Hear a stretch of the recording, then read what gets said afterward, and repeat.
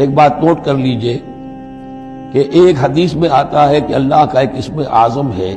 کہ جس کے حوالے سے اگر کوئی چیز اللہ سے مانگی جائے تو وہ ضرور دیتا ہے،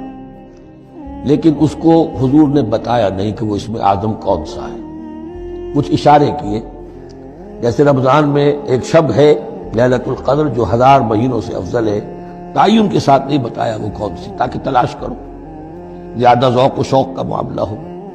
لیکن جو اشارات آپ نے کیے ہیں اس سے اندازہ ہوتا ہے، کیونکہ یہ فرمایا گیا کہ یہ 3 صورتوں میں ہے، سورہ بقرہ میں، سورہ آل عمران میں اور سورہ طٰہٰ میں، وہ الفاظ الحی القیوم جو مشترک ہیں، سورہ بقرہ میں آیت الکرسی میں آئے ہیں، آل عمران میں یہاں دوسری آیت میں موجود ہیں، اور سورہ طٰہٰ کے بھی شروع کے اندر موجود ہیں۔ نزل علیک الکتاب بالحق، اس نے نازل فرمائی ہے، اس اللہ نے جس کے سوا کوئی معبود نہیں، جو الحی ہے القیوم ہے۔ اس میں اشارہ ہو رہا ہے اس کلام کی عظمت کی طرف کہ جان لو یہ کلام